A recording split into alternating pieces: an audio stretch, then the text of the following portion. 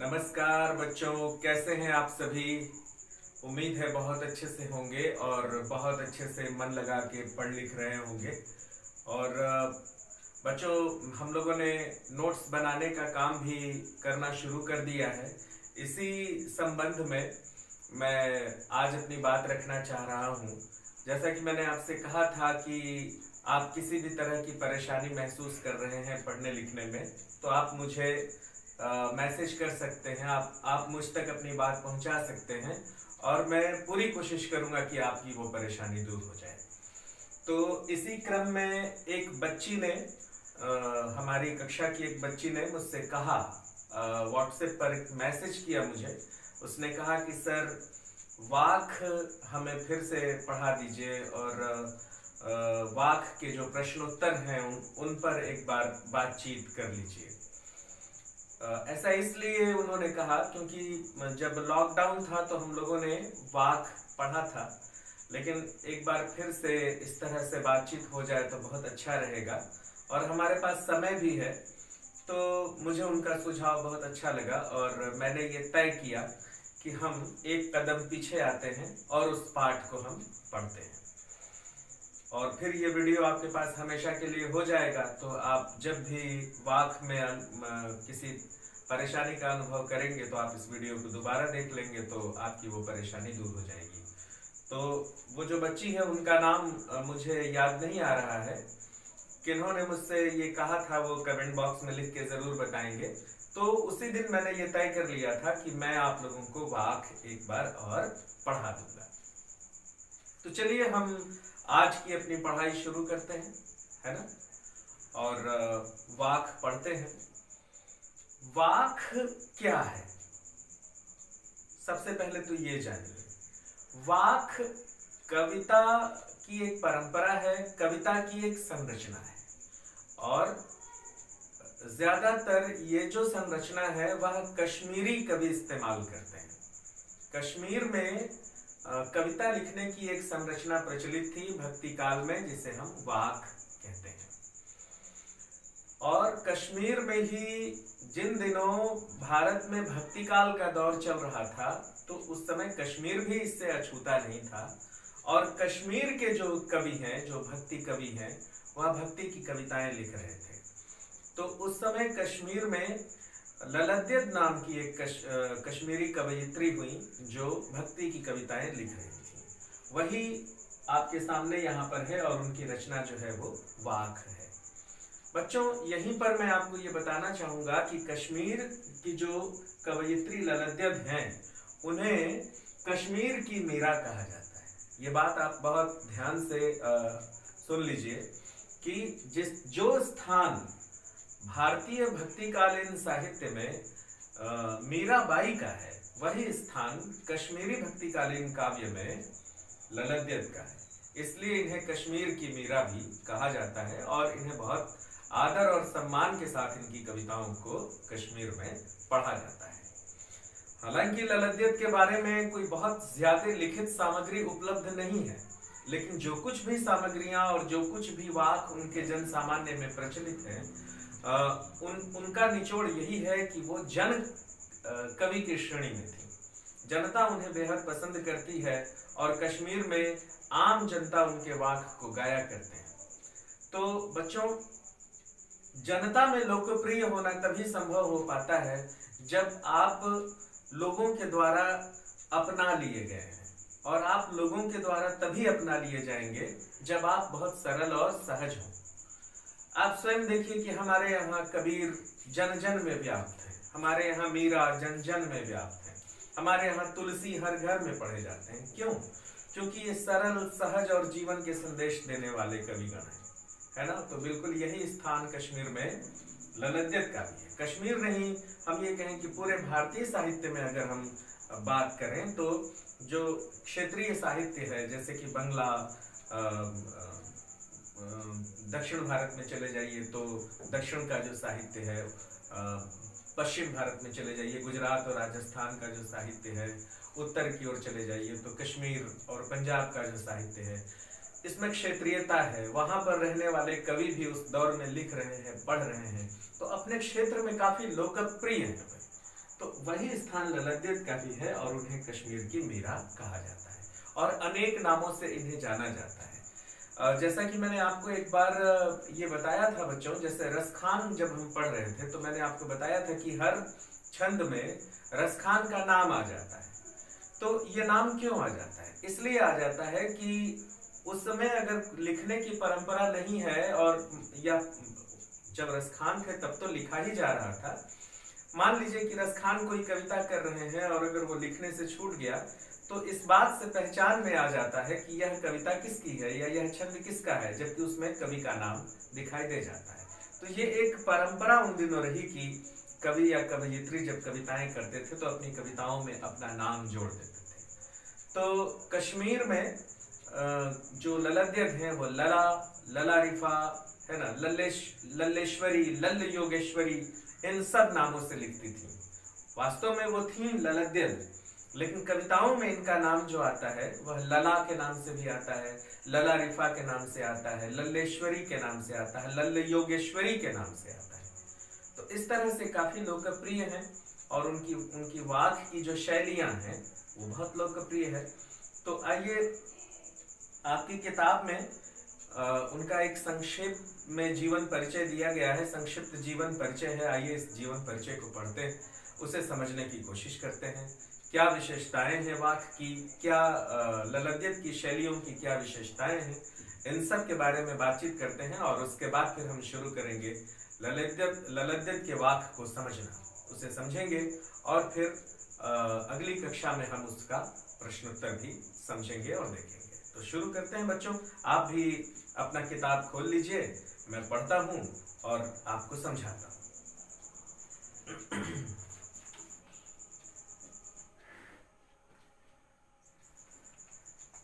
तो किताब आपने खोल लिया है, मैं पढ़ रहा हूं, आप एक एक पंक्ति मिलाएं। आप पंक्ति देखेंगे तभी आपको स्पष्ट होगा कि जिन पंक्तियों को मैं पढ़ रहा हूं उसका अर्थ क्या है।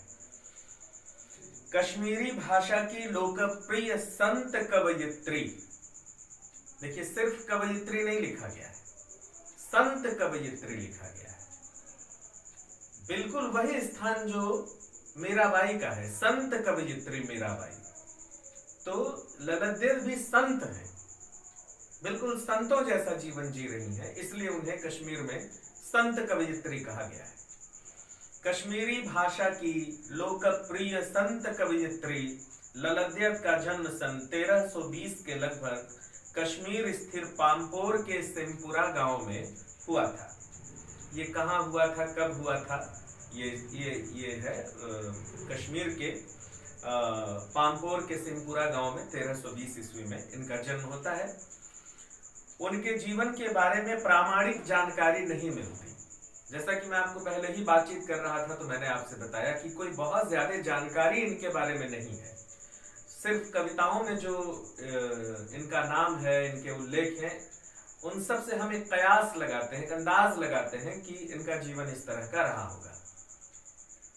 ललद्यत को लल्लेश्वरी, लला, लल्ल योगेश्वरी, ललारिफा आदि नामों से भी जाना जाता है। उनका देहांत सन 1391 के आसपास माना जाता है। लगभग 70-72 साल की उम्र इन्होंने प्राप्त की थी। ललद्यत की काव्य शैली को वाक कहा जाता है। जैसा कि मैंने आपको पहले ही कहा था कि आइए समझते हैं कि वाक किसे कहते हैं। वाक एक शैली है, कविता लिखने की शैली। जैसे रसखान लिखते हैं तो उनकी शैली को हम सवैया कहते हैं, उसे पढ़ने का एक अलग ही ढंग है ना। कबीर लिखते हैं तो कबीर की साखियां जो है वह दोहों की शक्ल में है, तो वो दोहे हैं। इसी तरह से ललद्यत जिस शैली में लिखती हैं उसे हम वाक कहते हैं। ललद्यत की काव्य शैली को वाक कहा जाता है। जिस तरह हिंदी में कबीर के दोहे, मीरा के पद, तुलसी की चौपाई और रसखान के सवैये प्रसिद्ध हैं, उसी तरह ललद्यत के वाक प्रसिद्ध हैं। अपने वाकों के जरिए उन्होंने जाति और धर्म की संकीर्णताओं से ऊपर उठकर भक्ति के ऐसे रास्ते पर चलने पर जोर दिया जिसका जुड़ाव जीवन से हो। इस पंक्ति को समझिए। इस भाव को समझिए। ललद्यद धर्म के भेदभाव से, धर्म के पाखंड से ऊपर उठकर लोगों को मानवता का संदेश दे रही हैं और सामान्य जीवन जीने की प्रेरणा दे रही है ना। वे कह रही हैं कि भक्ति के ऐसे मार्ग पर चलिए, है ना, जिसका जुड़ाव जीवन से हो। भक्ति के ऐसे मार्ग पर मत चलिए जो जीवन को त्याग देने की बात कहता है। भक्ति के दो मार्ग हैं, एक जो जीवन को त्यागने की सीख देता है कि जीवन में कुछ नहीं रखा है, चलिए संन्यास ले लीजिए। और भक्ति का एक मार्ग है जो आपको जीवन से जोड़ता है कि आप इस दुनिया में अगर आए हैं तो आप अपना फर्ज निभा कर जाइए। कबीर जैसे संत जो है वो गृहस्थ संत हैं, इस दुनिया में रहते हुए, सारे कष्ट सहते हुए, अपनी जिम्मेदारियों को निभाते हुए वह इस दुनिया से जाते हैं। तो ललद्यद भी इसी दिशा में चलने वाली कवयित्री है। वे कहती हैं कि दुनिया को छोड़ के, दुनिया और समाज से बाहर मत निकलो, दुनिया में रहो, दुनिया को जियो, उसके दुखों को सहो और जीवन से जोड़कर रहो और भक्ति के रास्ते पर चलो। धर्म के आडंबर में मत फंसो और धर्म के नाम पर जो भेदभाव है उसका विरोध करो। ये लल्लेश्वरी की जो कविताएं हैं, लल्लेश्वरी के जो वाक हैं, उनका एक समग्र जो संदेश है वो यही आता है। उन्होंने धार्मिक आडंबरों का विरोध किया और प्रेम को सबसे बड़ा मूल्य बताया। देखिए बच्चों, मुझे पूरी तरह से मतलब कबीर और जो उस समय के बड़े संत हैं, सूर, तुलसी, मीरा, सभी याद आ रहे हैं। सभी ने कहा कि जीवन में प्रेम का बहुत बड़ा महत्व है। तो लल्लेश्वरी भी यही कह रही है कि जीवन में देखो ना, यही लिखा हुआ है कि प्रेम को सबसे बड़ा मूल्य बताया। उन्होंने कहा कि दुनिया में प्रेम ही है जो एक दूसरे को एक दूसरे से जोड़े हुए है। अगर इस दुनिया से प्रेम को हटा दीजिए, स्नेह को हटा दीजिए, एक दूसरे से लगाव को हटा दीजिए, तो दुनिया में बचता क्या है? आप देखिए ना, आप सभी घरों में जब बंद थे, जब लॉकडाउन चल रहा था, एक दूसरे से मुलाकात नहीं हो रही थी, तो यही दुनिया कितनी नीरस लगने लगी थी। लगा कि अब कैसे होगा, हम सभी एक दूसरे से मिलेंगे नहीं तो कैसे होगा। तो उस समय यह महसूस हुआ कि प्रेम कितनी मूल्यवान चीज है। आपस में मिलना जुलना, एक दूसरे के सुख दुख में सहयोग देना, है ना, बांटना कितना महत्वपूर्ण है। इसलिए लल्लेश्वरी कहती है कि दुनिया का जो निचोड़ है वह प्रेम में है। इसलिए प्रेम को बनाए रखिए अपने जीवन में। आगे बढ़ते हैं। लोक जीवन के तत्वों से प्रेरित ललद्यद की रचनाओं में तत्कालीन पंडिताऊ भाषा, संस्कृत और दरबार के बोझ से दबी फारसी के स्थान पर जनता की सरल भाषा का प्रयोग हुआ है। कई बातें इसमें लिखी गई हैं कि पहली बात तो यह है कि ललद्यद की कविताएं लोक जीवन से प्रेरित हैं। क्या होता है लोक जीवन से प्रेरित होने का मतलब? लोक मतलब क्या होता है बच्चों? बहुत ध्यान से समझिएगा, एक एक चीज को मैं आपके सामने खोल के बता रहा हूं। लोक जीवन मतलब कि आम जीवन, ग्रामीण जीवन, जनता का जीवन। तो ललद्यद के जो वाक हैं वो लोक जीवन से प्रेरित हैं। मतलब ललद्यद जो है वो इस समाज का जो सबसे अंतिम और गरीब व्यक्ति है उसको भी जोड़ती हैं अपनी कविताओं में। ठीक है। और इसीलिए जो उनकी भाषा है वह बहुत कठिन नहीं है, बहुत संस्कृत वाली भाषा नहीं है, या फिर बहुत बड़ी खालिस उर्दू वाली भाषा नहीं है, है ना, बहुत खालिस फारसी नहीं है, बहुत खालिस अरबी नहीं है, या कश्मीर की ही जो एक बहुत ही कठिन भाषा है वह नहीं है।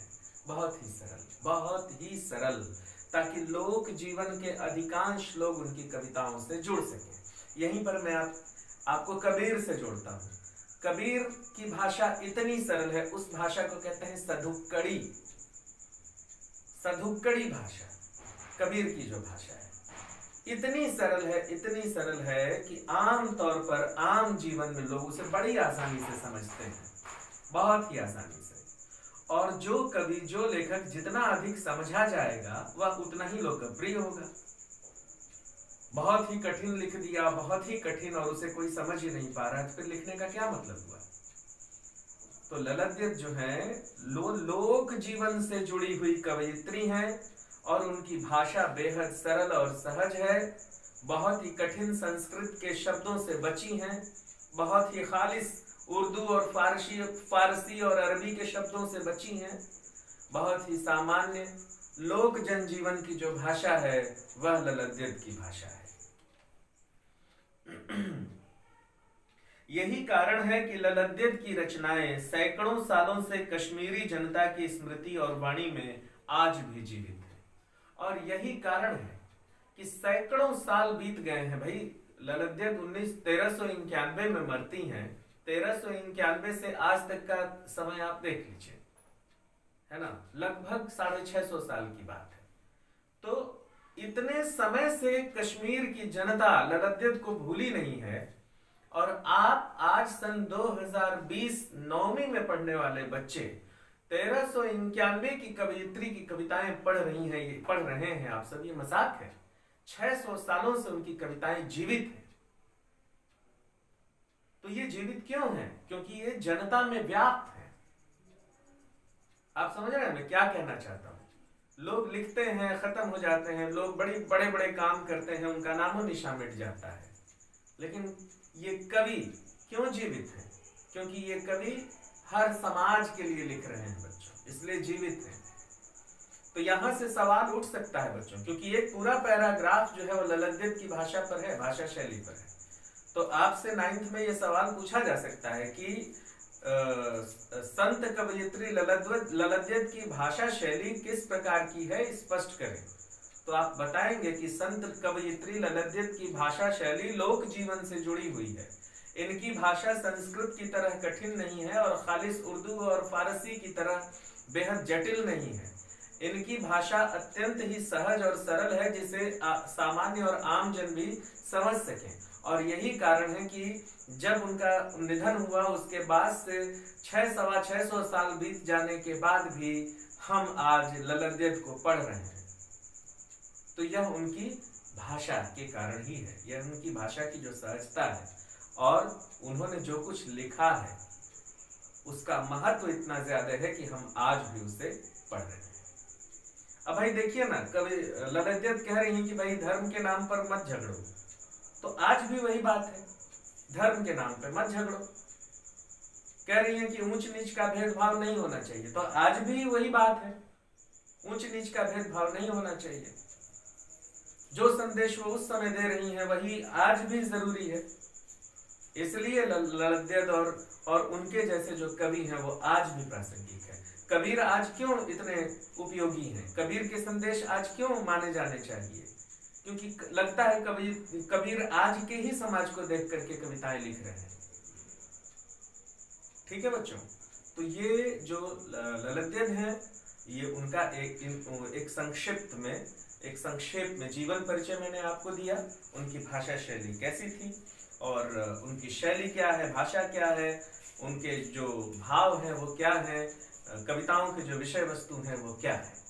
अब आइए हम देखते हैं कि जो ललद्यत के 4 वाक्य यहाँ पर दिए गए हैं, वाक्य 1, वाक्य 2, वाक्य 3 और पन्ना पलटेंगे आप तो 4 वाक्य हैं। इसमें क्या कह रही है ललद्यत, थोड़ा हम इस पर भी चर्चा कर लें। जो ललद्यत की जो 4 कविताएं यहाँ पर दी गई हैं उसमें ललद्यत 3-4 बात स्पष्ट करती है। पहले तो वो ये कहती हैं कि ये जो जीवन है ना, ये जीवन बहुत ही कमजोर है, यह जीवन खत्म हुआ चला जा रहा है, लेकिन अभी तक ईश्वर से मुलाकात नहीं हो पाई है।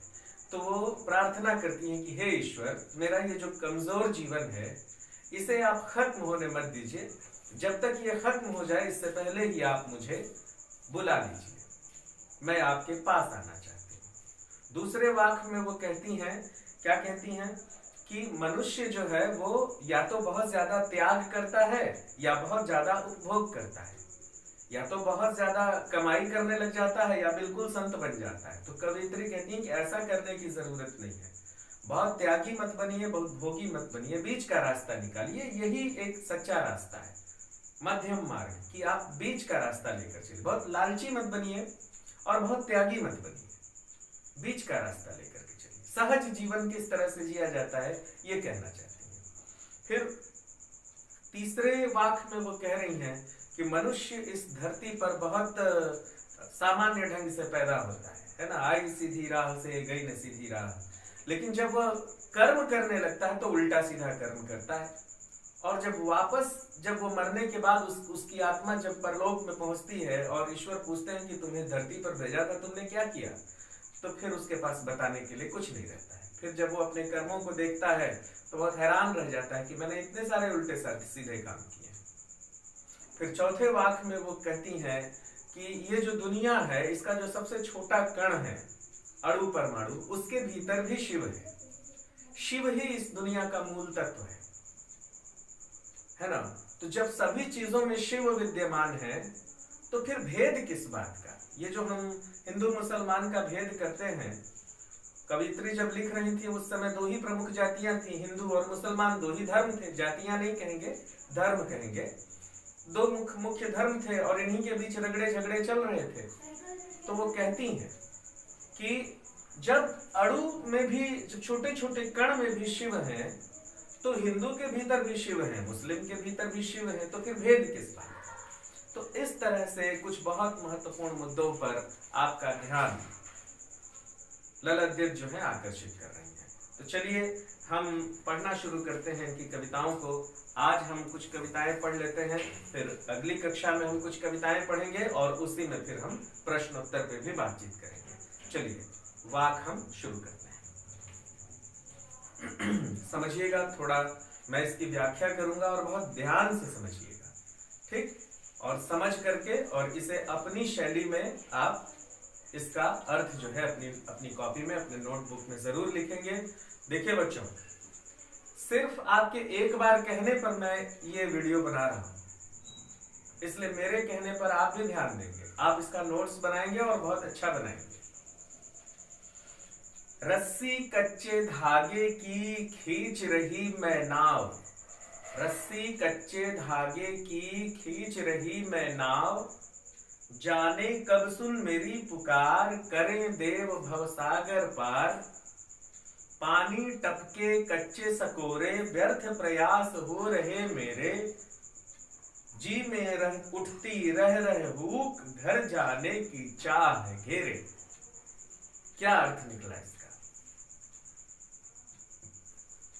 कवयित्री कहती हैं कि हे प्रभु, रस्सी कच्चे धागे की और खींच रही मैं नाव। हे प्रभु, एक नाव है, मैं उसे बहुत ही कमजोर धागे से खींच रही हूं, किनारे लाने का प्रयास कर रही हूं, और यह रस्सी कच्चे धागे की है, बार बार टूट जा रही है। तो यह नाव जो है वह किनारे नहीं लग रही है, मझधार में फंसी हुई है, बीच नदी में फंसी है, उसे मैं खींच कर किनारे लाना चाहती हूँ, लेकिन जिस रस्सी से मैं इसे खींच रही हूँ वह रस्सी बेहद कमजोर है। अब सवाल उठता है कि यह नाव क्या है और यह रस्सी क्या है?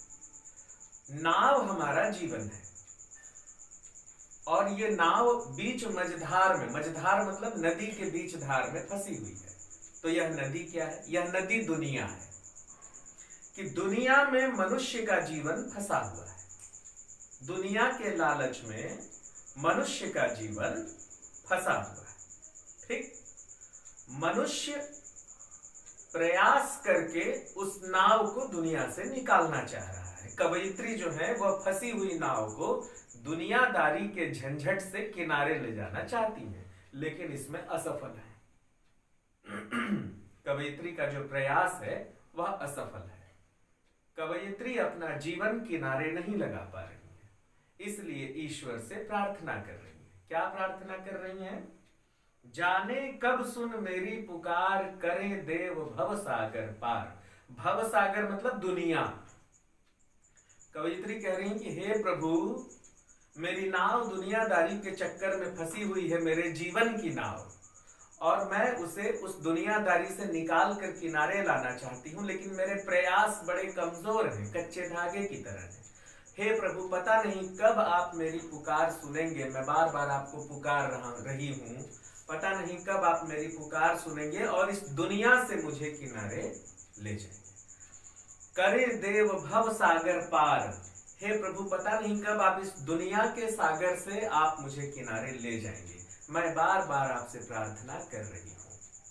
ये पहली दो पंक्तियां हैं। अब अंत की दो पंक्तियां देखिए। पानी टपके कच्चे सकोरे। कच्चे सकोरे मतलब कच्चा घड़ा। जैसे एक कुम्हार है, वो एक घड़ा बनाया, घड़ा बना के उसे सुखा दिया, लेकिन जब तक उस घड़े को वो आग में पकाएगा नहीं, उस घड़े पर एक बूंद पानी भी टपक जाएगा ना तो घड़े में छेद हो जाएगा, क्योंकि मिट्टी तो गल जाएगा। कवयित्री कहती है कि पानी टपके कच्चे सकोरे। सकोरा मतलब ही घड़ा, घड़ा होता है ना, या मिट्टी से बना हुआ एक पात्र, उसे हम सकोरे कह सकते हैं।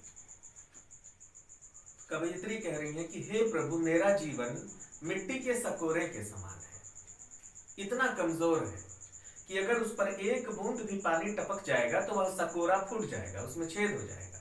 मेरा जीवन भी बिल्कुल कच्चे सकोरे के समान है।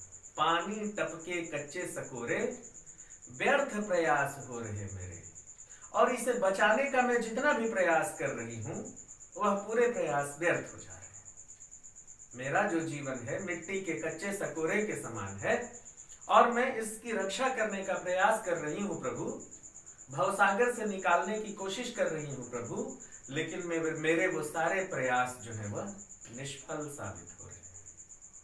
मेरे प्रयास सफल नहीं हो पा रहे हैं, मेरा जीवन बच नहीं पा रहा है ना। पानी टपके कच्चे सकोरे, व्यर्थ प्रयास हो रहे मेरे। मेरा यह जो जीवन है कच्चे घड़े के समान है, और जैसे ही इस पर पानी टपक जा रहा है, इसमें छेद हो जा रहा है। इसे बचाने का जो मैं प्रयास कर रही हूं प्रभु, वह प्रयास व्यर्थ हो जा रहा है। फिर आगे क्या कहती हैं अंतिम लाइन में? कहती हैं, जी में उठती रह रह हुक। हुक मतलब होता है दुख। इसको ऐसे समझिए, आप छोटे बच्चे हैं, कभी कभी आप जीवन में ऐसा क्षण आया होगा कि आप खूब रोए होंगे, तो रो लेने के बाद एक कलेजे में एक हुक सी उठती। जब आप अपनी रुलाई को दबाते हैं तो गला दर्द करने लगता है, सर फटने लगता है, दुख बहुत लगता है, रोने रोने का मन करता है, उसे ही कहते हैं हुक। माने कलेजे में दुख का तूफान उठना, उसे हुक कहते हैं। ठीक है, तो देखिए कह रही है कि जी में उठती रह रहे हुक। हे प्रभु, मेरे सारे जो प्रयास हैं व्यर्थ हो जा रहे हैं, इसलिए मेरे मन में दुख की लहरें उमड़ रही हैं। जी में उठती रह रहे हुक, घर जाने की चाह है घेरे। हे प्रभु, मैं घर जाना चाहती हूँ। अब सवाल यह है कि कौन सा घर? क्या कश्मीर में जो ललद्यद का घर है वहां जाना चाहती है वो? ना, घर जाने की चाह से मतलब है ईश्वर के घर जाना, कि हे प्रभु, मुझे इस दुनियादारी से मुक्त कर दीजिए। मैं आपके घर आना चाहती हूँ, जो मेरा असली घर है। मैं तो इस दुनिया में आपके द्वारा भेजी गई हूँ, पैदा की गई हूँ, लेकिन मेरा जो असली घर है वो आप ही के पास है। तो हे प्रभु, इस दुनियादारी के चक्कर से मेरी नाव को किनारे लगा दीजिए। मेरा जीवन कच्चे घड़े के समान है, बार बार फूट जा रहा है, मैं उसे बचाने की कोशिश कर रही हूँ, बच नहीं पा रहा है। मैं अपने जीवन की नाव को खींचना चाह रही हूँ, लेकिन कच्चे धागे के समान वह प्रयास टूट जा रहा है। तो अब ये मुझसे नहीं हो रहा है प्रभु। अब मेरे जीवन में दुख की लहरें उठ रही हैं, कलेजे में हुक उठ रहा है, रुलाई आ रही है। आप मुझे अपने घर बुला लीजिए। ठीक है बच्चों, इतना ही है ना। तो अब आप इसे खूब अच्छे से सुन के, समझ के, और एक एक पंक्ति का अर्थ आप अपनी कॉपी में लिखेंगे। मैं देखना चाहता हूं कि आप अपने से लिखते हैं तो कैसा लिखते हैं। ठीक, दूसरा वाक्य, इसी में मैंने कहा था कि मनुष्य को एक मध्यम रास्ता अपनाना चाहिए, है ना। तो क्या कहती हैं ललद्यद? देखिए, खा खा कर कुछ पाएगा नहीं, न खाकर बनेगा अहंकारी। खा खाकर कुछ पाएगा नहीं, न खाकर बनेगा अहंकारी। सम खा तभी होगा समभावी। समभावी, सम खा तभी होगा समभावी। खुलेगी सांकल बंद द्वार की, और तब जाकर बंद द्वार का जो सांकल है वह खुल जाएगा। तो आइए अब कविता का अर्थ देखते हैं। पहली पंक्ति है, खा खा कर कुछ पाएगा नहीं। क्या मतलब है खा खा कर कुछ नहीं पाने का? कवयित्री कहती हैं कि यदि आप जीवन में बहुत उपभोग करेंगे, बहुत चीजों को इकट्ठा करेंगे, खूब धन दौलत इकट्ठा करने के धुन में लगे रहेंगे, तो आप कुछ नहीं पाएंगे। एक दिन मरना होगा और सब कुछ छोड़ के आदमी चला जाएगा। तो खा खा कर कुछ पाएगा नहीं। खाना मतलब खाना खाना नहीं, खाना मतलब चीजों को इकट्ठा करना, जोड़ के रखना, है ना, लालच करना। तो कवयित्री कहती हैं कि बहुत ज्यादा अगर लालच करोगे, बहुत ज्यादा चीजों को इकट्ठा करोगे और हमेशा धन दौलत में डूबे रहोगे, तो तुम्हें अंत में कुछ नहीं मिलेगा। खा खा कर कुछ पाएगा नहीं, और ना खाकर बनेगा अहंकारी। ये भी बात है कि इसके उल्टा अगर तू सब कुछ त्याग देगा और अपने आप को साधु महात्मा बना लेगा, तो तेरे भीतर एक अहंकार आ जाएगा कि ओह, मैं तो इस दुनिया से बहुत ऊपर हूं, मैं तो संत हूं, मैं तो त्यागी हूं, मैंने इस दुनिया को छोड़ दिया है, ओह ये दुनिया बड़ी तुच्छ है। तो तेरे भीतर जो है वो घमंड आ जाएगा। तो दोनों ही काम नहीं करना है। खा खा कर कुछ पाएगा नहीं और न खाकर बनेगा अहंकारी। बहुत ज्यादा संचय करेगा तो तेरे को कुछ नहीं मिलेगा, और अगर तू त्याग करेगा तो तेरे भीतर घमंड आ जाएगा। तो खा खा कर कुछ पाएगा नहीं, न खाकर बनेगा अहंकारी। फिर आगे क्या है? सम खा तभी होगा समभावी। देखिए एक बहुत अच्छा शब्द है यहाँ पर, इसे समझिए। सम खा तभी बनेगा समभावी। समभावी क्या मतलब होता है बच्चों? सम मतलब क्या होता है? सम मतलब होता है बच्चों इंद्रियों पर नियंत्रण। इंद्रियों पर नियंत्रण का तात्पर्य क्या है? मनुष्य की जो इंद्रियां हैं, जैसे आंख, आंख से हम देखिए ऐसे अंग जिससे हम दुनिया से जुड़ते हैं, जिससे हम दुनिया को महसूस करते हैं, उसे कहते हैं इंद्रियां, और उसे ही यहाँ पर सम कहा गया है। तो उस पर नियंत्रण करिए। जैसे आंख से दुनिया की सुंदरता को देखते हैं, नाक से फूलों की खुशबू को सूंघते हैं, मुंह से बोलते हैं, कान से इस दुनिया की आवाज को सुनते हैं, अपने चमड़ी से इस दुनिया के स्पर्श को महसूस करते हैं। कोई हमें छूता है तो हम महसूस करते हैं। तो ये इंद्रियां हैं जिनसे हम बाहरी दुनिया का अनुभव करते हैं। इसे ही कवयित्री सम कहती है। तो कह रही है कि सम खा। क्या खाने की बात कह रही है? सम खा। सम खा मतलब क्या इंद्रियों को खा जाए? नहीं। सम खाने का मतलब है कि इंद्रियों पर नियंत्रण रखो, कंट्रोल रखो। अब फिर पहली लाइन से देखिए, खा खा कर कुछ नहीं पाएगा। इंद्रियों का बहुत ज्यादा उपयोग करोगे, कुछ नहीं मिलेगा।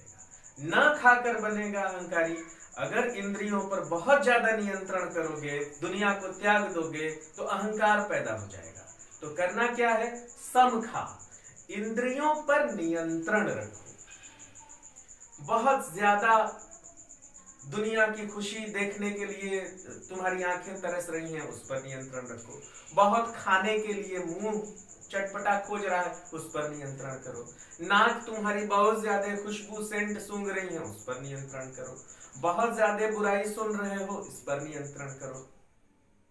तो इंद्रियों पर नियंत्रण रखो, संयम बरतो।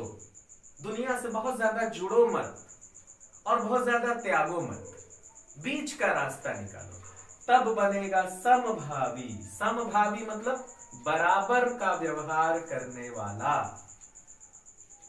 सम पर नियंत्रण रखोगे तो बनोगे समभावी, इंद्रियों पर नियंत्रण रखोगे तब बनोगे समभावी। इंद्रियों पर नियंत्रण रखने को आप बस इतना समझ लीजिए, कक्षा 9th में है, आप बहुत ज्यादा समझने की जरूरत नहीं है। सम खा का मतलब है सेल्फ कंट्रोल, अपने ऊपर कंट्रोल रखो, बहुत भागा दौड़ी मत करो, तब तुम समभावी बन जाओगे। तब दुनिया को तुम ठीक से समझने लगोगे। और तब अंतिम लाइन क्या है? खुलेगी साकल बंद द्वार की, और तब जाकर के ईश्वर का जो दरवाजा है, जिसकी सिटकिनी बंद है तुम्हारे लिए, वह तुम्हारे लिए खुल जाएगी। परीक्षा में सवाल आता है कि बंद द्वार का सांकल खोलने के लिए हमें क्या करना पड़ेगा? तो बंद द्वार का सांकल खोलने के लिए हमें सम पर नियंत्रण रखना पड़ेगा, इंद्रियों पर नियंत्रण रखना पड़ेगा, समभावी बनना पड़ेगा। बहुत ज्यादा उपभोग नहीं करना चाहिए, बहुत ज्यादा त्याग नहीं करना चाहिए, बीच का रास्ता अपनाना चाहिए, इंद्रियों पर नियंत्रण रखना चाहिए। तब हम समभावी बनेंगे, और जब हम समभावी बन जाएंगे तब ईश्वर का जो बंद दरवाजा है वह हमारे लिए खुल जाएगा। समझ में आया? इतना बहुत कठिन तो नहीं है, और सरल करके बता दूं। देखो बस इतना समझो कि कवयित्री कहती हैं कि बहुत ज्यादा उपभोग मत करो, कवयित्री कहती हैं कि बहुत ज्यादा त्याग मत करो, क्योंकि बहुत ज्यादा उपभोग करने से भी कुछ नहीं मिलेगा, एक दिन दुनिया छोड़ के जाना पड़ेगा। और बहुत ज्यादा त्याग कर दोगे तो तुम्हारे भीतर घमंड आ जाएगा कि मैं तो बहुत बड़ा त्यागी हूं। इसलिए समखा, इसीलिए कवयित्री कहती है कि इंद्रियों पर नियंत्रण रखो।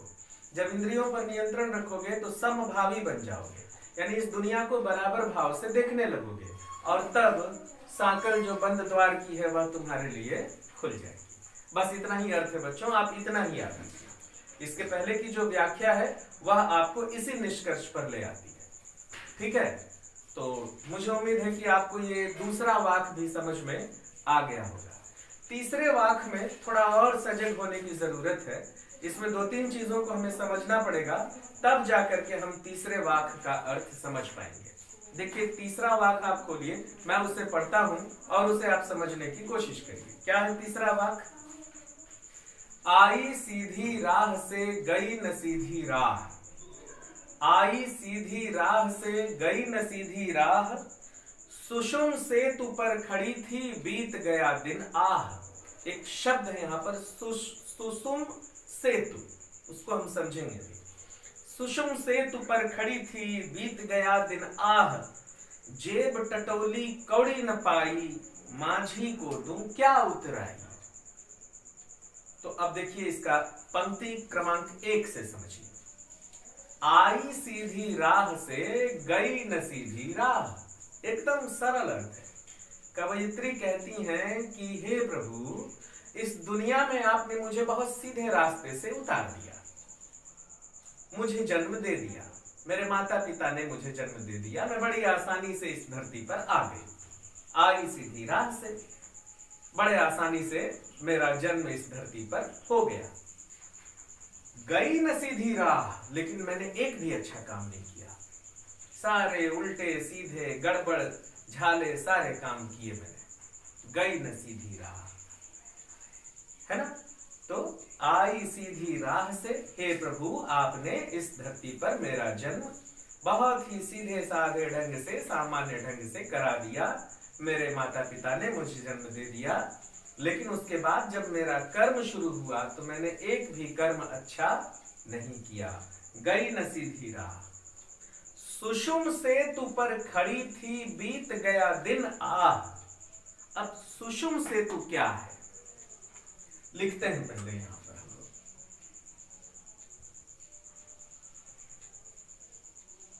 सुषुम सेतु क्या मतलब है? सुषुम सेतु का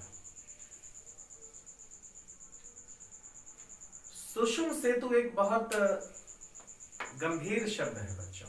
हालांकि 9th कक्षा में अगर आप इसे आप समझ लें तो ये बहुत अच्छी बात होगी। देखिए सुषुम, जब कोई साधक, साधना करने वाला व्यक्ति, पूजा पाठ करने वाला व्यक्ति बहुत तपस्या करता है तो ऐसा माना जाता है कि उसके शरीर में गुप्त शक्तियां होती हैं, वो जग जाती है ना, जिसे कहते हैं कुंडलिनी का जागना।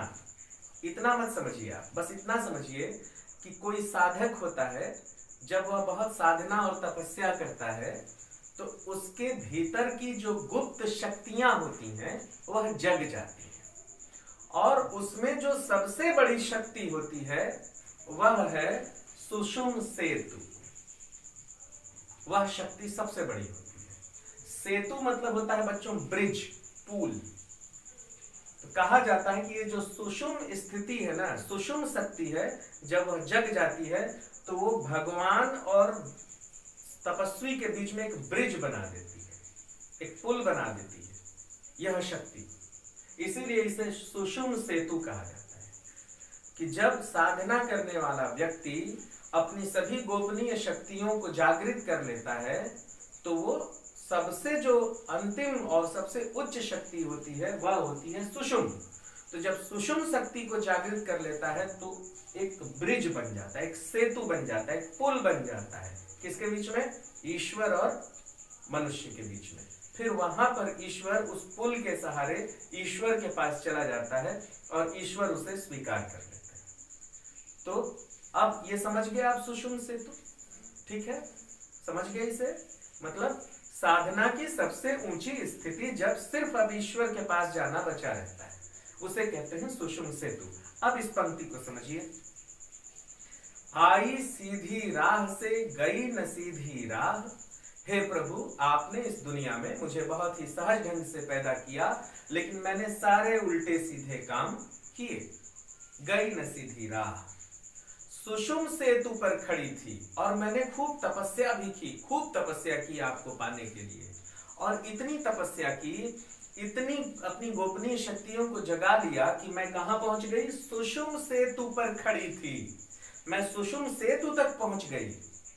बीत गया दिन आह, लेकिन तभी मेरा सारा समय समाप्त हो गया। अभी बस आपसे मिलना ही बचा था, लेकिन मेरा समय समाप्त हो गया। तो सुषुम सेतु पर खड़ी थी, बीत गया दिन आह। ओहो हे प्रभु, मैंने बहुत तपस्या की, इतनी तपस्या की कि मैं सुषुम सेतु तक पहुंच गई। अब आपसे मिलना ही बचा था, तब तक ये समय जो है समाप्त हो गया, है ना? फिर कह रही हैं जेब टटोली कौड़ी न पाई। और जब मेरी मृत्यु हुई और मेरी आत्मा आप तक पहुंची तो आपने मुझसे पूछा कि क्यों ललकदेव, तुम्हें धरती पर भेजे थे, तुमने क्या किया? तो मैं अपनी जेब टटोली कि मैंने क्या किया आपको बताऊं, तो कौड़ी न पाई। तो एक भी चीज मेरे पास नहीं था। कौड़ी मतलब होता है धन, और यहाँ धन क्या है? आपके किए गए कर्म, सत्कर्म, अच्छे कर्म। तो मैंने देखा कि मैंने तो जीवन में एक भी अच्छा काम नहीं किया, खाली पूजा करती रह गई, योग करती रह गई, है ना, गोपनीय शक्तियों को जगाने में लगी रही, सुषुम सेतु तक पहुंच गई और समय भी बीत गया और मैं कोई अच्छा काम नहीं कर पाई, एक भी व्यक्ति का दुख नहीं दूर कर पाई, किसी से प्रेम से नहीं मिल पाई। तो वही अगली पंक्ति है, जेब टटोली कौड़ी न पाई।